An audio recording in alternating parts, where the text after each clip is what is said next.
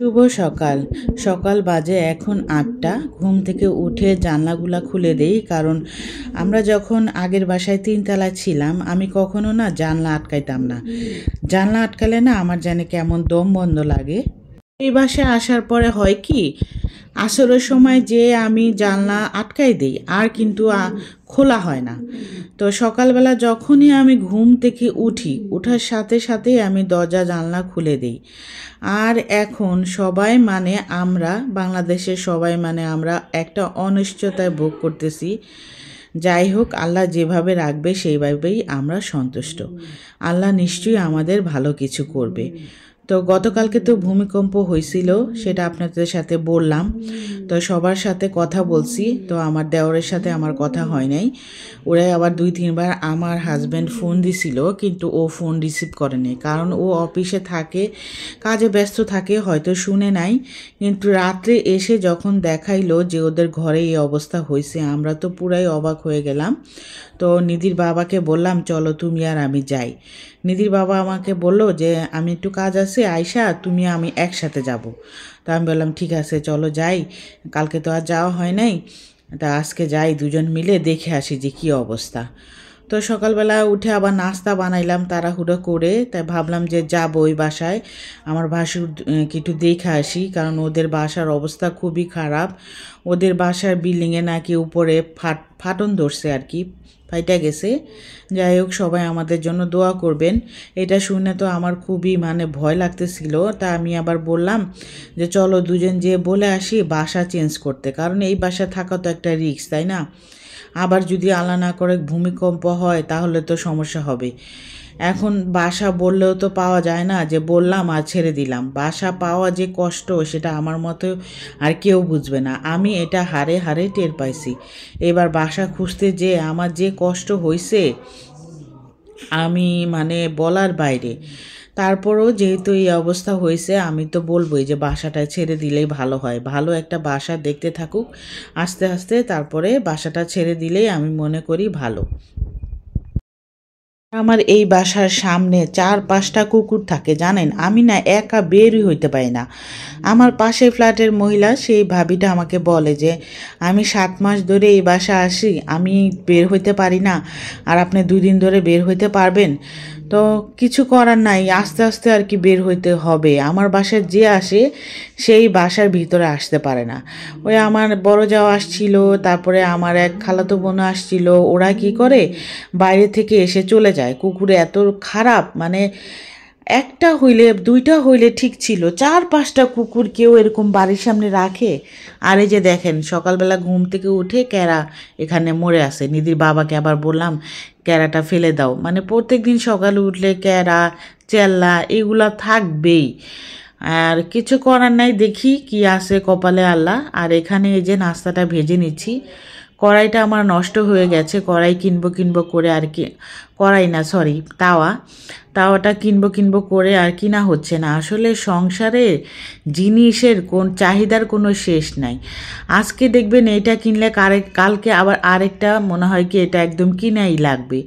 এর জন্য না মানে তাওয়াটা কিনবো করে সেরকমভাবে কেনা হয় না, আর তাওয়ার জন্য রুটিগুলো আমার সুন্দর হয় না। আর এখানে আমি আবার পাতলা পাতলা করে রুটি বেলে নিচ্ছি, মানে রুটি ছেঁকে নিচ্ছি। আমি নিধির বাবা বাচ্চারাও ঘুম থেকে উঠে গেছে। আমি আবার বললাম ওদেরকে তোমরা উঠে যাও, আমরা এখন বের হব বাইরে। তা আমরা যাব আমার বড় ভাসুরের বাসায়, সেখানে যেয়ে দেখি যে ওদের কি অবস্থা। আসলে বাচ্চাদের নিয়ে তো সময় পাই নাই, যেতে পারি না, কিন্তু আজকে যাব, গেলে আপনাদের সাথে শেয়ার করব। যখন পাশাপাশি ছিলাম তখন কিন্তু ভালো ছিল, মানে দৌড়ায়া কারো বিপদ হইলে রাত 1টা হইলো 2টা হইলো যাইতে পারতাম। আর এখন একটু দূরে কুকুরের যন্ত্রণা, আরও আমি বের হইতে পারি না একা। যেখানে যাই আমি নিধির বাবাকে নিয়ে যাই। ভাবছি নিচতলা বাসায় আসছি একটু ভালো হয়েছে, যখন মন চায় তখন বের হইতে পারবো। এখন দেখি আরও বড় জ্বালা। এই যে দেখেন গেট খুলতেছি, দেখবেন সামনে 2টা কুকুর বসে আছে। এই ডাইন সাইডের জায়গাটায় 4-5টা কুকুর বাড়িওয়ালা পালে, বাড়িওয়ালা কিছুই বলে না। বাড়িওয়ালা বলে কি এটা নাকি বাড়ির একটা নিরাপত্তা। এর জন্য না এই বাসাটা মনে হয় কেউ ভাড়া নিতে চায় না। এই যে আমি এখানে যে আটকায় ছিলাম, নিধির বাবা আমাকে সাহস দিচ্ছিল, বললো যে তুমি হাঁটতে থাকো, সমস্যা নাই, কিছু বলবে না। তো আমি আবার বলি হ্যাঁ বলবে না, কুকুর দেখলেই চিলাইতে থাকে, দেখেন এই যে একটা কুকুর, সামনে আরেকটা। আর সকালবেলা না নিধির বাবা আমাকে দুষ্টামি করে বলতেছে যে সকালবেলা ওরা ট্যুরে যায় বেড়াইতে, সকালবেলা বেশি একটা থাকে না, যখন দুপুর হয় সন্ধ্যা হয় তখন 4-5টা কুকুর গেটের সামনে বসে থাকে। আর এই যে বলতে বলতে কিন্তু আমরা বের হয়ে গেলাম আমার ভাসুরের বাসায়, যেয়ে দেখি কি অবস্থা। তো আর বাচ্চাদের তো একা রাইখে এখন কোথাও যাইতে ভয় লাগে, ওরাও ভয় পায়, রাতে ঘুমায় না। আমি বলি যে আল্লাহ যেটা কপালে রাখছে সেটা হবে ইনশাল্লাহ, আল্লাহ রহমতে, আমাদের মুসলিম দেশ, আল্লাহ ঠিকই রহমত করবে। এর আগেও অনেকবার শুনছিলাম ভূমিকম্প হবে, বাংলাদেশ ধ্বংস হয়ে যাবে, প্রায় আজ থেকে 10-12 বছর আগে। আল্লাহ তো এতদিন সবাইকে ভালো রাখছে, সুস্থ রাখছে, ইনশাল্লাহ এবারও রাখবে। এই যে আমরা দুজন কিন্তু আয়সা বললাম এখন জোরে না একদম মনে ঘুমাইতে।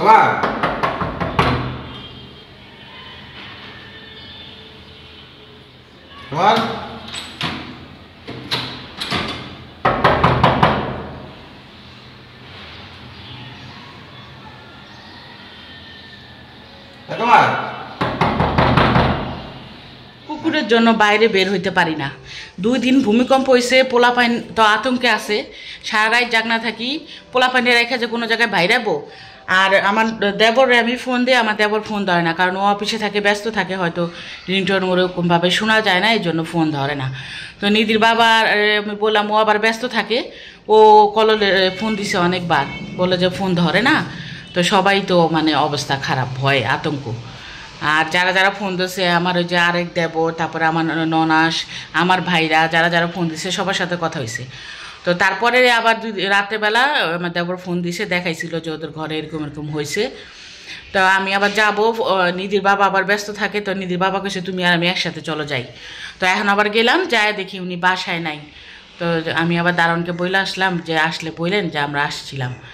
আমরা যাই মাঝে মধ্যে, যায় বাসা পাই না, বাসায় থাকে, কিন্তু তারপর মাঝে মধ্যে ছেলে মানুষ বাইরে বের তো হবে, সবসময় কি ঘরে থাকতে ভালো লাগে নাকি, স্বাভাবিক একটু বের হবে না, হয়তো একটু কাজে বের হয়েছে।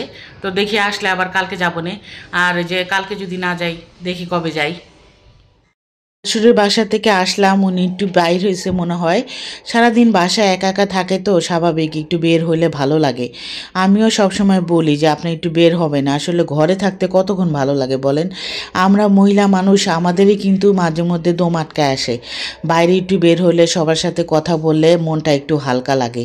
আর উনি ছেলে মানুষ, উনি একটু বাইরে যেতেই পারে। যাই হোক, আমরা যেয়ে পাইলাম না, এসে আবার রান্না করার প্রস্তুতি নিচ্ছি, কারণ একটু বের হইলে না মনে হয় কি রান্না দেরি হয়ে যায়, আর আমার বাসায় গ্যাস চলে যায় না, এই জন্য আরও সমস্যা হয়। আর আজকে যেহেতু প্রায় 1:30টার সময় রান্না চড়াইছি, দেখি এখন আবার গ্যাসটা মোটামুটি আছে। এখানে আবার তাড়াহুড়া করে নিধির বাবাকে আবার একটু বাজারে পাঠাইলাম, ঘরে বাজার ছিল না, ওকে একটা মুরগি আনাইলাম ওরে দিয়া।